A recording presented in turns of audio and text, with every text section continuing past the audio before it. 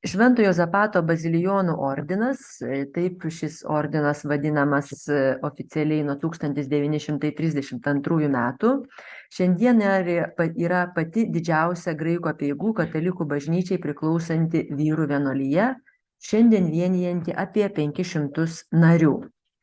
Bazilijonų ordino istorija Romoje prasidėjo 1599 metais, kai vienas iš ordino įkūrėjų, Juozapas Benjaminas Rutskis, kurio štai čia portretą ir matote, atvyko,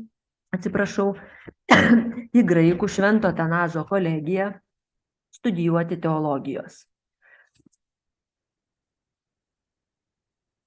1614 metais tapęs Kijevo metropolitu, dar po metų Benjaminas Rutskis atvyko vizito pas šventąjį tėvą ir ta proga popiežius Paulius V jo metropolijos studentams įsteigė 4 vietas graikų kolegijoje. Čia irgi nuotraukoje graikų kolegijos kiemas, Švento Atanazo bažnyčia plane ir kolegijos vaizdai. Vėliau 17 amžiaus viduryje tikėjimo sklaidos kolegijoje buvo įsteigtos dar 2 vietos. Yra žinoma, kad nuo 1616 iki 1793 metų 130 bazilijonų studentų, ukrainiečiai sako ukrainiečių ir baltarusų, bet aišku, tai galėtume sakyti ukrainiečių, lietuvių ir baltarusų, lankė graikų kolegiją, o dar 52 tikėjimo sklaidos kolegiją. Daugeliu jų teko svarbus vaidmuo Kijevo metropolijoje, 14 tapo metropolitais, 28 viskupais, 17 bazilijonų ordino proto archimandritais. Pirmasis Kijevo metropolijos prokuratorius prie Šventojo sosto 1626 metais atsiųstas metropolito Juozapo Rutskio buvo bazilijonas Mykolas Novakas. 1637 metais naujasis Kijevo metropolitas Rapolas Korsakas tikėjimo sklaidos kongregacijos paprašė įkurti bažnyčią ir nakvynės namus pro Rutėnis Unitis in Urbe. Šis metropolito troškimas po 2 metų buvo išpildytas. Taigi 1639 metais, birželio 15 dieną, apaštališkosios vizitacijos kongregacijos sekretorius Giovannis Batista atvedė 2 rusėnų bazilijonų vienuolius, Pilypą Borovyką ir Juozapatą Isakovičių, į Santa Madonna dei Monti aikštėje esančią Šventųjų Sergijaus ir Bacho bažnyčią, anksčiau priklausiusią minimų vienuoliniam ordinui. Popiežiaus Urbano VIII brolis, kardinolas Antonijus Barberinis, savo lėšomis šalia bažnyčios pastatydino pastatą, tapusi bazilijonų prokuratorių namais prie Šventojo sosto. Šių statinių perleidimo ir dovanojimo brevę Urbonas VIII paskelbė 1641 metais vasario 8 dieną. Šventųjų Sergijaus ir Bacho bažnyčios požemyje pirmasis amžino poilsio atgulė Kijevo metropolitas Rapolas Korsakas, miręs 1640 metais Romoje, nagrinėjant šventojo kankinio Juozapato Kuncevičiaus beatifikacijos bylą. Rusėnų, baltarusių ir ukrainiečių bažnyčios ir bazilijonų ordino prokuratorių prie Šventojo sosto 1626–1829, taigi per 200 metų, būta daugiau nei 30, neskaičiuojant juos dažnai lydėdavusių kitų ordino brolių. Pagrindinis prokuratorių darbas buvo rengti ir pateikti ordino hierarchų ir vyresniųjų prašymus tikėjimo sklaidos kongregacijai ir šventajam tėvui.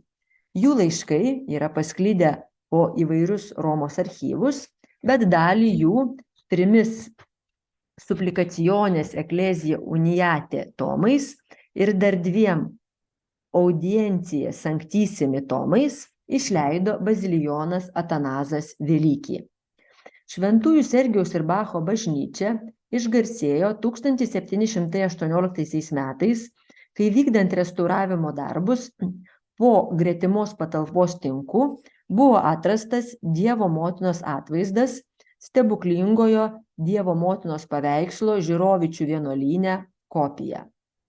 Kadangi pagarbinti atvaizdo plūdo minios tikinčiųjų, 1719 metais rugsėjo 7 dieną popiežius Klemensas XI įsakė jį nuimti nuo sienos ir perkelti į bažnyčią. Nuo tol atvaizdo garbinimas kasmet populiarėjo. 1801 metais jį iškilmingai aplankė ir pagarbino popiežius Pijus VII. 1829 metais mirus bazilijonų prokuratoriui Anatolijui Vilčinskiui, bazilijonams nepavyko, kaip anksčiau, išsiųsti į Romą įpėdinio, nes sukliudė Rusijos ir Austrijos vyriausybės. Po 1829 metų Rusijos įgaliotasis ministras Romoje, veikdamas įvairiausiais aplinkeliais, mėgino nusavinti Šventųjų Sergijaus ir Bacho bažnyčią su nakvynės namais. XIX amžiaus antroje pusėje šią nuosavybę domėjosi Austrijos imperatoriškieji namai, o 1870 metais žlugus popiežiaus valstybei į ją pretendavo Italijos karalystė. Galiausiai mėgino kištis ir Lenkija, atkūrusi savo valstybingumą po Pirmojo pasaulinio karo. Visi reikalavimai buvo atmesti, mat 1660 metų birželio 12 dienos popiežiaus Aleksandro VII breve Šventųjų Sergijaus ir Bacho bažnyčia su nakvynės namais buvo paskirti tikėjimo sklaidos kongregacijai. 1897 metais prie Šventųjų Sergijaus ir Bacho bažnyčios už popiežiaus Leono XIII ir Austrijos imperatoriaus Pranciškaus Juozapo aukas buvo pastatyta Rusėnų kolegija skirta Ukrainos bažnyčios pasaulietinės dvasininkijos studentams. Iš pradžių jai vadovavo jėzuitai, o nuo 1905 metų bazilijonai. Čia tokį įdedu ikonografinį inkliuzą, vakar užsidariusios Grigaliaus popiežiškajame universitete vykusios parodos atradimas, pasididžiavimas buvo šitie du barokiniai atvaizdai. Bazilijus Didysis, kurį dabar matote, yra tikrai Sebastiano Konka, žymaus 18 amžiaus pirmosios pusės menininko, Romos menininko kūrinys. Konkos paveikslą štai vieną rodau, bet jų yra keletas kabo ir Vatikano muziejuose. O štai jo brolis, pora, Juozapatas Kuncevičius, greičiausiai gali ir nebūti Konkai priskiriamas, nes tyrinėtojai nustatė, kad yra dirbę kiti menininkai, tačiau aiškiai tai yra poriniai paveikslai ir čia juos įterpiu dėl to, kad bazilijonų žodinė tradicija byloja, kad šitie paveikslai į bazilijonų rankas jiems buvo perduoti būtent jėzuitų vadovavimo šiai kolegijai metu.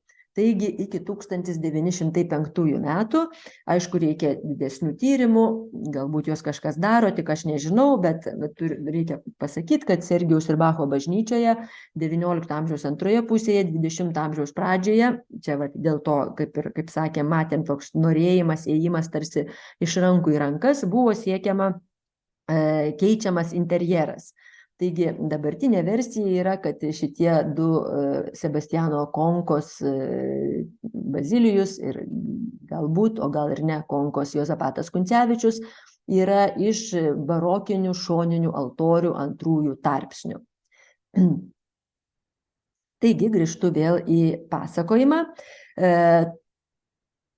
1932 metais Rusėnų kolegija Šventojo sosto lėšomis buvo perkelta ant Janikulio kalvos į naują pastatą, kurį ukrainiečių bažnyčiai ir tautai dovanojo popiežius Pijus XI. Pijus XI, čia gerbiamiems klausytojams primenu, yra tas garsusis Achille Rati, apaštališkasis vizitatorius Lietuvoje, taip, kuris tarpukariu yra vizitatorius ir greitai tampa popiežiumi. Taigi tas popiežius, Lietuvos apaštališkasis vizitatorius, dovanoja, jo Šventojo sosto lėšomis įsikuria ukrainiečiai ant Janikulio kalvos. Nuncijumi Lenkijoje Achille Ratti buvo 1919-20 metais, 1 metus. Tais pačiais metais Rusėnų kolegija pavadinta popiežiškąja Švento Juozapato Rusėnų skliausteliuose ukrainiečių kolegija. Rusėnų kolegija perkelus ant Janikulio kalvos ankstesnį pastatą ir bažnyčią, tai yra Sergijaus ir Bacho bažnyčia, tikėjimo sklaidos kongregacija sugrąžino Bazilijonų ordinui.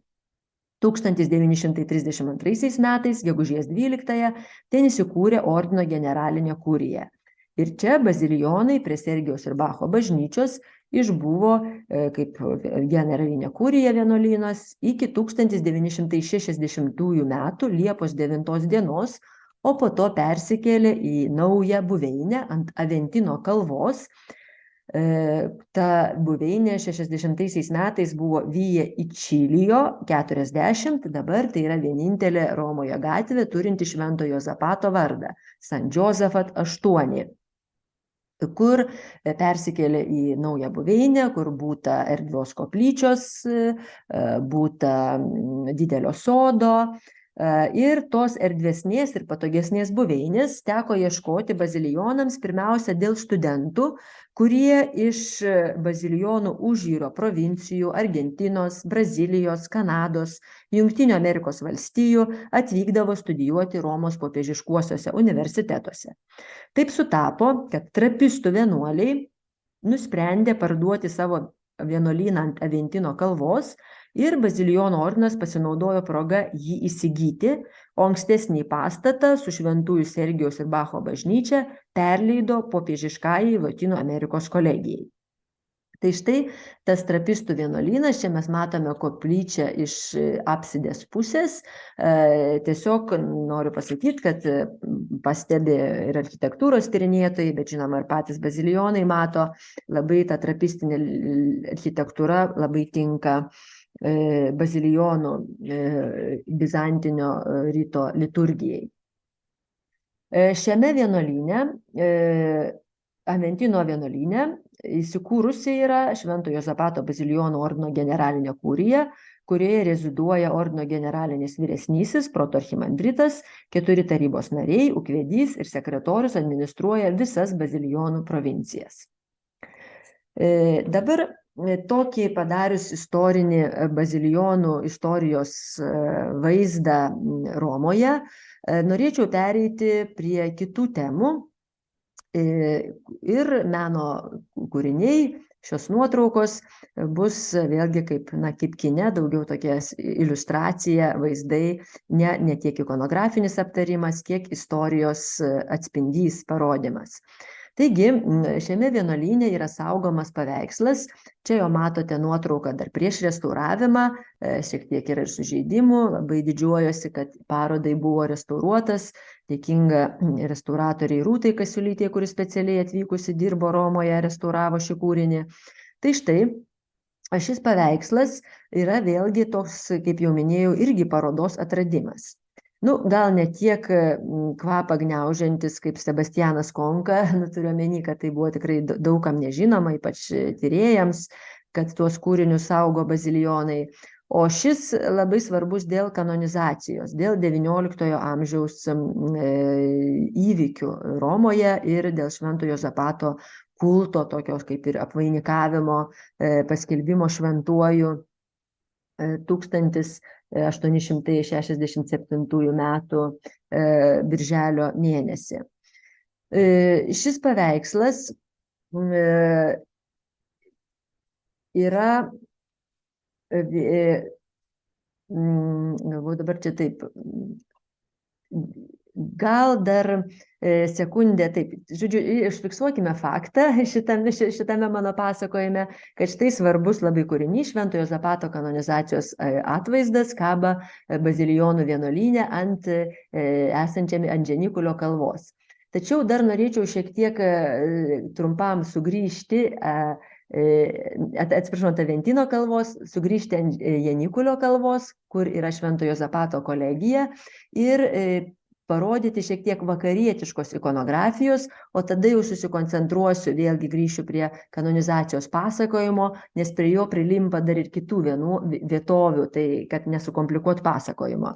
Tai štai, trumpam atsisveikiname su Aventinu, įsidėmime šį kanoninį atvaizdą ir štai žiūrime į tokia atrodytų tikrai bizantinė maniera sudėliota mozaika ukrainiečių popiežiškojoje kolegijoje, bet čia svarbus momentas, kad ši mozaika pakeičia štai šį irgi labai svarbų kūrinį, retą, nematytą, vaizduojantį Juozapato Kuncevičiaus viziją, kuri yra aprašyta jo gyvenimo aprašymuose ir kurios autorius, taipogi kaip ir Benjamino Rutskio portreto, su kuriuo pradėjau savo paskaitą, yra Mario Barberis, 1934 metai.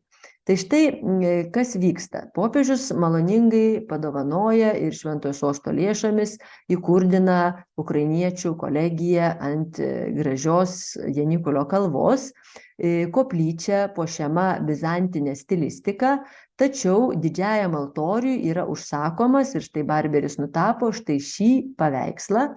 1934 metai yra tie metai, kuomet ir Kazimierovskis, Eugenijus Kazimierovskis Vilniuje tapo gailestingojo Jėzaus atvaizdą Šventosios Faustinos Kovalskos ir Mykolo Sopočkos raginimu, užsakymu. Matom, kad tokios kaip ir idėjos sklaido ir ikonografija yra grynai vakarietiška, tuo metu atitinkanti stilistiką, standartus.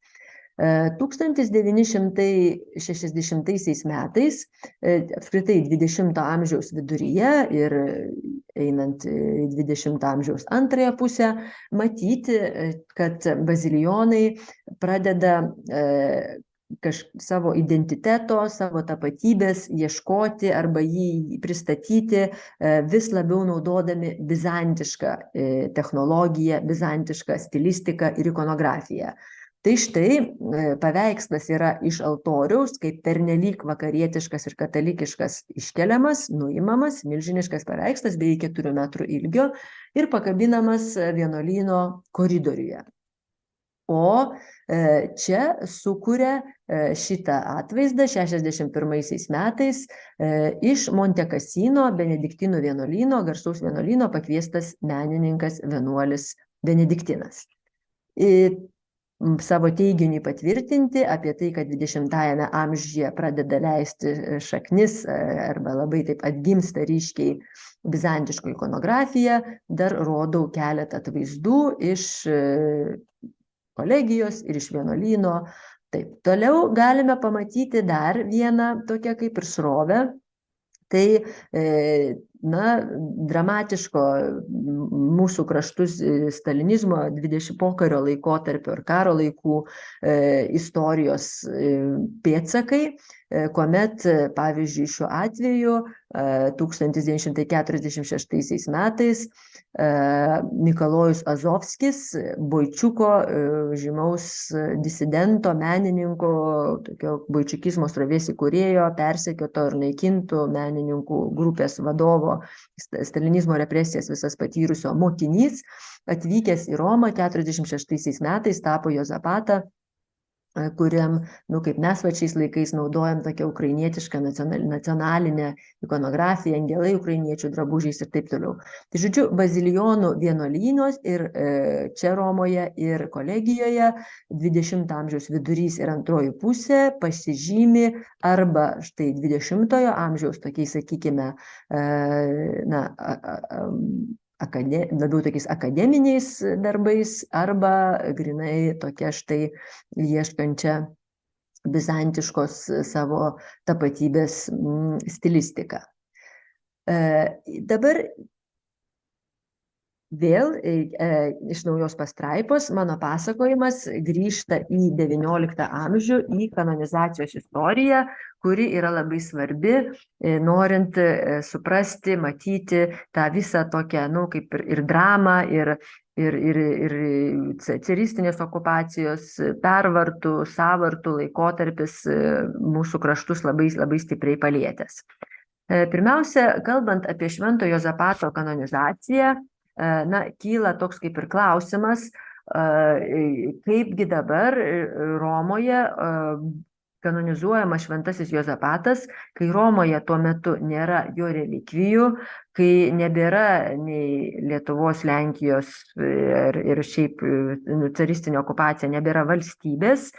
Ir kaip dabar čia suprasti tą tokį, staiga praėjus jau tikrai nemažai keliems šimtiems metų nuo šventojo beatifikacijos, tą tokį proveržį ir troškimą, iš kur jisai ateina. Tai reikia pasakyti, kad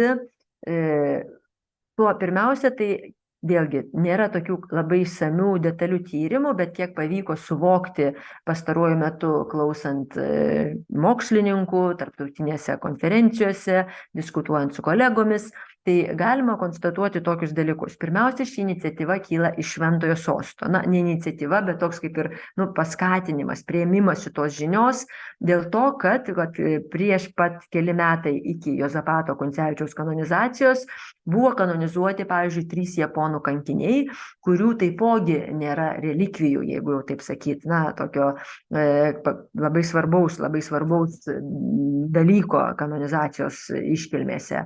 Ir japonai, paskui štai Juozapatas. Žodžiu, tas toksai Šventojo sosto poreikis, troškimas, kuo plačiau, kuo įvairiau, kuo ekumeniškiau, sakytume, plisti, rodyti tą tokią bažnyčios visuotinumą, visą apimantį visuotinumą, neužsidarant kažkur, kaip sakytume, Europoje ar konkrečiai tokiam labai jau senam katalikiškam, krikščioniškam konglomerate. Tai štai viena tokia kaip ir būtų, vienas kaip ir paaiškinimas, kad tikrai jau nėra kažkokia ypatinga naujovė, nes ką tik įvykęs japonų kankinių kanonizacijos procesas ir iškilmė. Antras dalykas, kad taip į Romą buvo atvežto Švento Juozapato Kuncevičiaus relikvija, tai yra jo ranka. Ir žiūrim dabar į gražų vaizdą, tai čia turi dabar įsijungti vienos labai svarbios Italijos seniausios bazilijonų vienuolijos, dargi, kaip ir smuikas, muzika šitoje istorijoje, tai yra Grottaferrata, Švento Nilo abatija, 1004 metais įkurta, tai štai daugiau nei 1000 metų turinti vieta. Ir yra pasakojimas, kad būtent Grottaferratoje kyla tas toks kanonizacijos, Juozapato kanonizacijos sąjūdis. Čia įdedu pasakojimą apie išgirstą, užrašytą tėvo Antonino Rocchi, gyvas ir patrauklus pasakojimas, kaip jis mato, kaip jis aiškina Švento Juozapato kanonizacijos aplinkybes. 1861 metai, tai yra 6 metai iki kanonizacijos, Grottaferratoje lankantis reguliariųjų kanoninkų generolui Strozzi, Grottaferratos vienuolis tėvas Toskanis papasakojo jam apie palaimintojo Juozapato kanonizacijos bylą, kuri buvo ką tik prasidėjusi ir eigą. Tėvas, šis reguliariųjų kanoninkų generolas, paragino kreiptis į apeigų sekretorių monsinjorą Bartolinį. Monsinjoras savo ruožtu paskatino pristatyti bylą popiežiui. 1863 metais popiežius Pijus IX bylą su dideliu džiaugsmu priėmė, mat daug dėmesio skyrė bažnyčių vienijimosi reikalui. Vis dėlto proceso metu kilo įvairių kliūčių. Lenkijoje tuo metu vyko sukilimas prieš caro režimą ir ėmė plisti kalbos, kad Rusijos stačiatikiai Švento Juozapato kanonizaciją palaikys sukilimo kurstymu. Popiežius pareiškė, kad kanonizacijos byla su politiniais klausimais nesusijusi ir ją reikia tęsti, nors pritarė apdairiai nuostatai Juozapatą vadinti ne Lenku, o Rusėnu, kuo iš tiesų jis ir buvo. Atėjus metui skirti postulatorius ir vienu iš jų tapo Grottaferratos prioras tėvas Kontieri.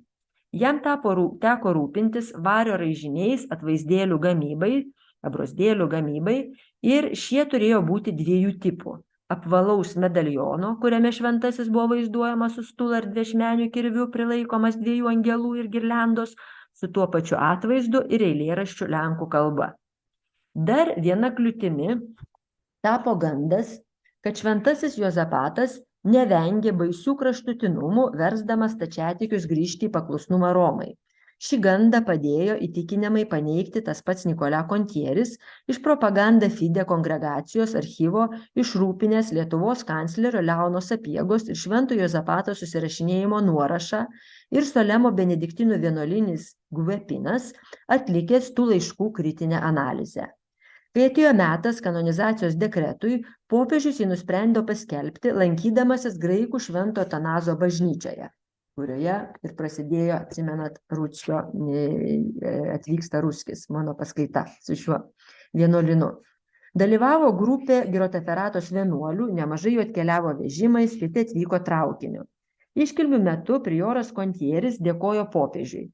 Tiesa, čia dabar rodau atvaizdus, visi atvaizdai yra iš Groteferatos vienuolyno ir štai čia dargi yra ir relikvijorius su pirminė šventojo relikvija. Tačiau bazilijonai sako, jog tai negali būti toji ranka, kuri buvo atvežta į kanonizacijos iškilmes. Žinoma, kad toji ranka yra dingusi, taigi Groteferatos vienuoliai turi dar vieną, bet tikrai to laiko, kanonizacijos laikotarpio pirminę relikviją.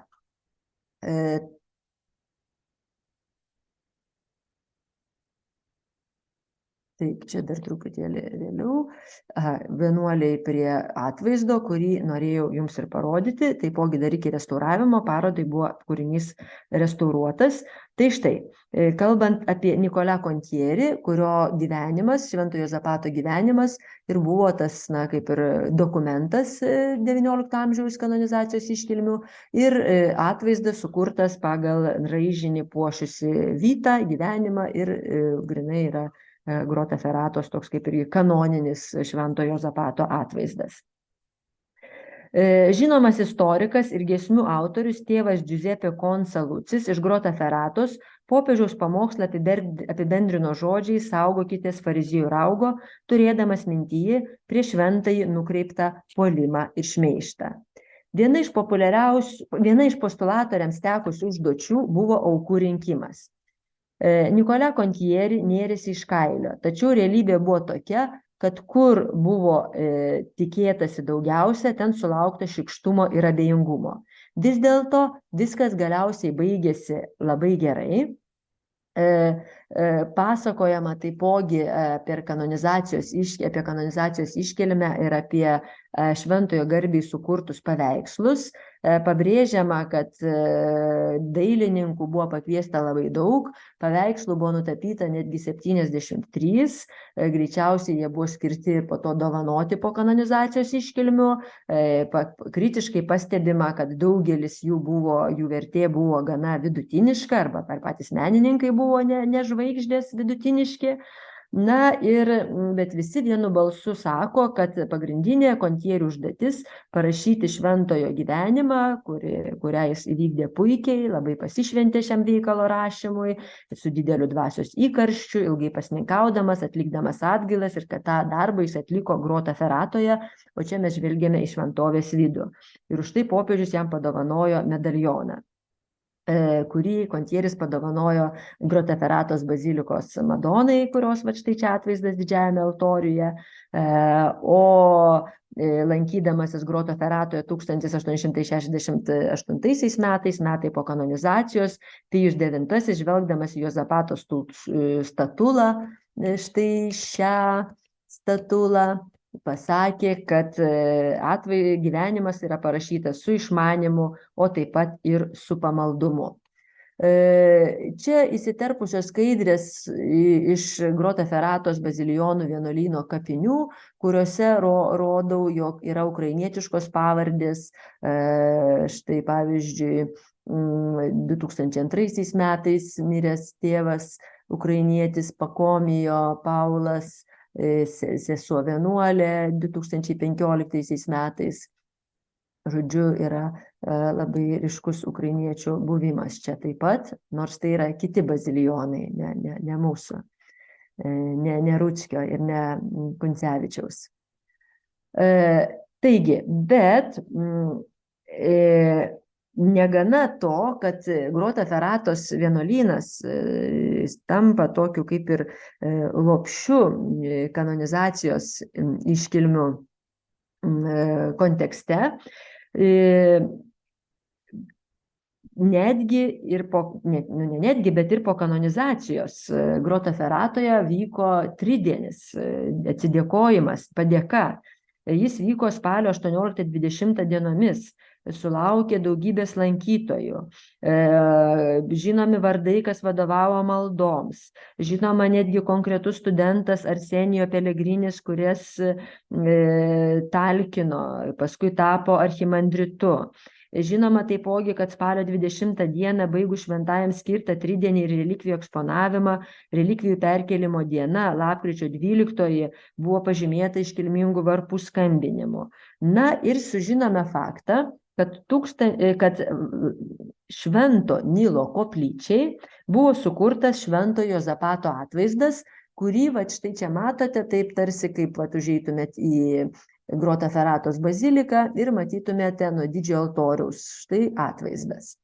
O patekus į koplyčią matome ganėtinai neįprastą Švento Juozapato Kuncevičiaus atvaizdą, retau ikonografiją, bet jau pats faktas, kad tokioje senoje Batijoje turime šoninį altorių, koplyčią, titulinę koplyčią skirtą Šventam Juozapatui, kaip sakoma, atima kvapą, bet gilinantis į istoriją matom, kad vėlgi viskas veda į kanonizaciją. Kas čia įvyksta? Kas čia reiškia, kad Šventojo Nilo koplyčiai buvo sukurtas Švento Juozapato atvaizdas? Tai reiškia dar tokią truputėlį priešistorę. Grota-Ferata Lacijo regione, bijau sakyti visos Italijos masteliu, nes to nežinau, bet tikrai yra kaip Trakai Vilniui. Labai labai svarbi vieta. Ir visom prasmėm, turiu, ir dėl senumo, ir dėl istorinio, ir dėl tokio kaip dvasinio centro. Taigi Grota-Ferata vis globoja kardinolai, priskiriami kardinolai, taip itališkai vadinasi komendatario, net nežinau kaip versti į lietuvių kalbą, tokie globėjai, komendatario. Ir štai 1738 metais Grota-Feratos komendatario, to globėjų, tampa kardinolas Giovanni Antonijo Guadagni, kuris yra karmelitas. Kardinolas karmelitas. Ir jis daro remontą, tik tapęs kardinolu 1738 metais Grota-Feratos bazilikoje. Ir labai daug to remonto metu prideda tokių karmelitiškų ženklų. Ir vienas iš tų ženklų, netgi ne ženklų, o svarbių paminklų yra, jį užsako nutapyti Šventosios Teresės Avilietės ekstazę, garsią ekstazę, kuomet Šventoji Teresė Avilietė perveriama tokia meilės strėle, angelas įsmeigia į krūtinę. Na va, bet tas lakoniška užuomina kanonizacijos proceso metu, kad Švento Nilo koplyčiai sukurtas Švento Juozapato atvaizdas reiškia, kad Šventosios Teresės Avilietės paveikslas, kurį mes štai čia matome, yra labai nedaug pakeičiamas, tiesiog nutapomas yra Juozapato Kuncevičiaus portretas vietoj šventosios veido ir karmelitės kūnas yra apgaubiamas štai tuo tokiu bazilijono vyskupo apsiaustu kapa.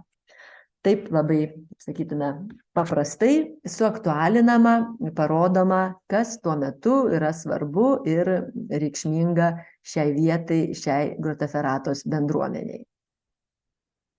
Dar šiek tiek vaizdų. Na ir palmės šaka greičiausiai irgi yra nutapoma, nors galėjo būti ir Teresės Avilietės, nes ji yra vadinama nekruvinąja kankinė. Pirmoji šventoji bažnyčios istorija gaunanti šį nekruvinosios kankinės titulą, tačiau galbūt tiesiog tik tai tokia labai ikonografinė įdomybė. Tai štai, Nicola Contieri garsusis Juozapato gyvenimas. Ir žinoma taipogi, kad po šitų iškilmių buvo išsiųstos procesijų vėliavos į Lvivą, viena į lotyniškąją, kita į graikiškąją katedrą, dvi kanonizacijos vėliavas.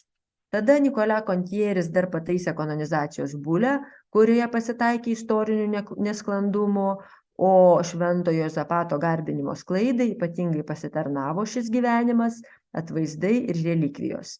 Na ir netgi yra liudijimas, kad tuo metu Kašios miestelyje, Kašė tai yra labai garsi Šventosios Ritos vieta gerbimo, Rita labai mylima šventoji, gelbėta iš beviltiškų padėčių, bet tuo tarpu žinoma, kad Kašios miestelyje įvyko stebuklas vienam vyrui, skaičiusiam Šventojo Juozapato gyvenimą, šalia šventosios relikvijos iš akies iškrito krislas, iki tol kenkęs jo regai ir kėlęs daug skausmo. Tai iš kanonizacijos aprašymų galime suprasti, kad dvi vietos, reiškia Šventojo Juozapato paskelbimas šventuoju yra ne vien tik tai jo, jis yra paskelbiamas, kartu paskelbiami kiti 24, žodžiu, iš viso 25 šventieji kanonizuojami. Bet Šventojo Juozapato atvaizdai, ta gausybė atvaizdų, kaip minėjau, nutapytų, jie pasklinda į kelias vietas. Na, daugiausia ir atrodytų, kad tas štai pagrindinis, kuris dabar yra Bazilijonų kurijoje ant Aventino kalvos, jis pateko ne į Grota Ferrata, o štai vėlgi į Šventojo Atanazo graikų bažnyčią, nuo kurios ir pradėjome pasakojimą. Dabar mes esame viduje, dairomės aplinkui, galime spėti, ar buvo tam paveikslui sukurta atskira struktūra, ar jis buvo kažkur padėtas, pakabintas. Tačiau štai tikrai yra to laikotarpio, išskyrus štai šie šventieji vartai yra vėliau pastatyti, bet pati struktūra, bažnyčios kūnas yra nepakitęs nuo, aišku, savaime, čia dar seniau barokinė yra, bet nuo 1867 metų. Tai štai dar yra šita vieta, kurioje buvo kūriniai sukabinti, sudėti, sunešti, pasibaigus kanonizacijos iškilmėms Švento Petro bazilikoje.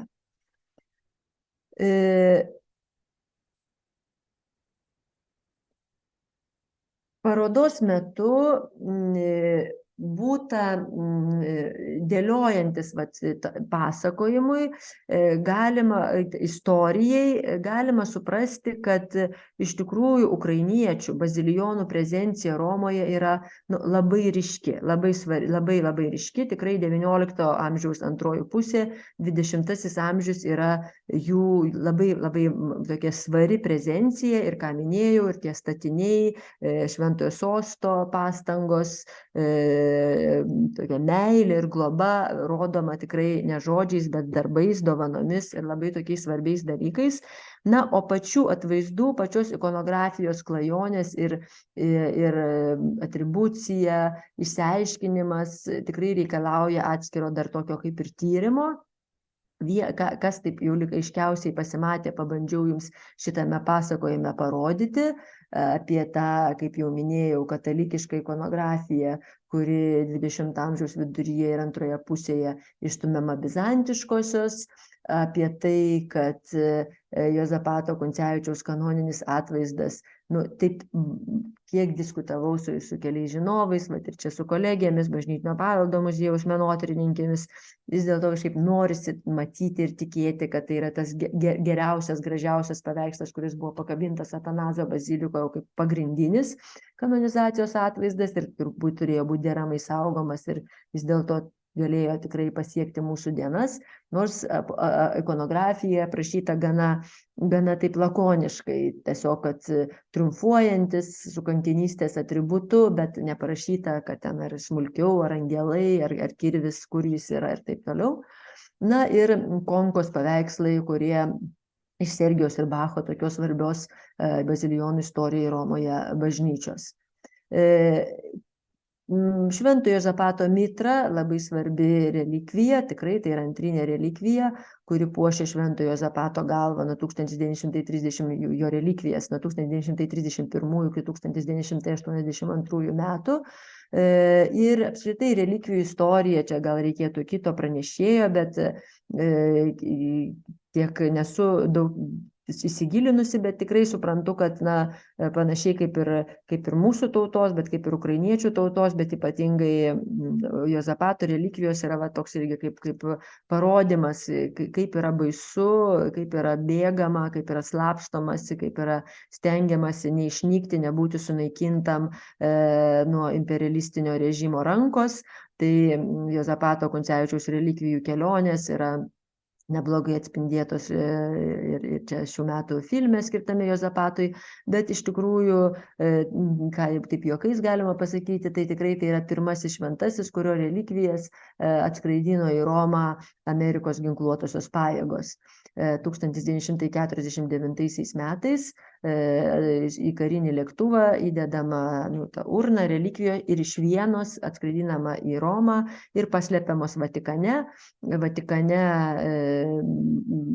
sakoma, kad seselių vienuolyne, pačiame Intramūros, pačiame Vatikane, kur jos jau taip saugojo daug relikvijų, joms nesureikšminant, per daug nepasakant, kienogi čia tos relikvijos, vis tiek bijant dar bolševikų, o jau per Vatikano antrąjį susirinkimą, taigi 1962 metais yra netgi ir nuotrauka, kurioje yra matome, jog Juozapato Kuncevičiaus relikvijos kūnas netgi yra pastatytas susirinkimo, kaip sėdi centrinėje Švento Petro navoje, Švento Petro bazilikos navoje susirinkimo tėvai ir centre yra Švento Juozapato Kuncevičiaus relikvijos, kurios tuo pačiu metu buvo perkeltos į Švento Petro bazilikos, Bazilijos didžiojo altorių, kuriame ir šiandien yra matomos, lankomos, gerbiamos, kiekvieną pirmą mėnesio šeštadienį vyksta dieviškoji liturgija. Tai va, tai čia, žodžiu, tokia relikvijų dar inkliuzas ir aišku svarbus ne tiek parodos, kiek pamaldumo dalykai, eksponatas yra ši Švento Juozapato Kuncevičiaus mitra. O paroda irgi yra toks puikus dalykas dar ir tuo, kad apart to, kaip jau minėjau, tokių vertingų pastabų, diskusijų, klausimų, atsiranda ir kiti atradimai. Į parodą tikrai nebuvo sugabenti visi kūriniai, kurie rasti Romoje, nes, kaip jau pasikartosiu, tas 20 amžiaus antroji pusė yra labai marga ir tų atvaizdų kokybė yra labai tokia įvairi. Tiesiog bandžiau parodyti tą įvairovę ne kiekiais, o tokiais tipais daugiau. Bet štai per parodos atidarymą sužinojau, kad seniausioje Romoje, o netgi reiktų sakyti ir pasaulyje, popiežiškoje kolegijoje, Kapranika, 15 amžiuje įkurtoje popiežiškoje kolegijoje, yra štai toks puikus, gražus Švento Juozapato Kuncevičiaus atvaizdas, didžiulis jis yra, daugiau negu 2 metrų dydžio, aukščio. Ir kodėl jis čia, iš kur jis čia, kol kas dar nieks negali pasakyti, bandyti reikia daryti, tirti, galvoti. Matome irgi, kad jis ganėtinai yra suniočio tokios dvi skylės. Tai toks keistas buvo seminaristų kolegijos gyventojų pokštas. Būdavo, dabar jau sakė pastarąjį dešimtmetį, kelis dešimtmečius to nebėra, per Juozapato Kuncevičiaus dieną, lapkričio 12, šį didžiulį paveikslą nukabindavo nuo sienos ir juo užremdavo studijų prefekto duris. Studijų prefekto duris užremdavo ir tada jau, aišku, kai jisai darydavo tas duris, rankena be abejo gadindavo kūrinį, o tas, toks norėjimas, maždaug kankinystė, kažkaip čia toks pašmaikštauti apie studiją ir apie studijas ir apie pasiaukojimą studijoms. Tai irgi ir dar kitas yra paveikslas, kurio vis nepavyksta pamatyti, Sant'Andrea della Valle, tokiuose, kiek suprantu, patalpose, ne bažnyčioje. Tai bet esu susitarusi kitą savaitę su klebonu administratoriumi aplankyti, irgi labai sena, graži bazilika Romos centre.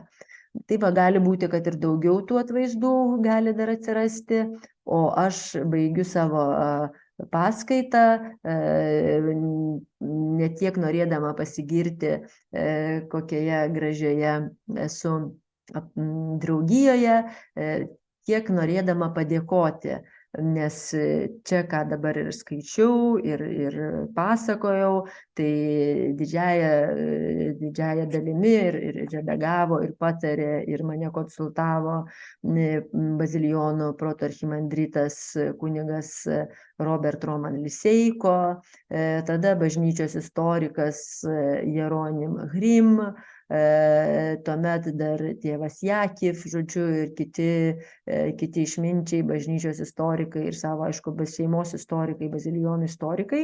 Na, o apie Grotaferratą ir ten tas vykusias visas peripetijas kanonizacijos proceso metu ir Nikolą Kontierį ir visi tie stebuklai, įvykiai ir ypatingai Teresės Avilietės pavertimas Juozapato Kuncevičiumi. Už šitą pasakojimą dėkoju Grotaferratos egumenui Francesco de Feo. Ačiū už dėmesį.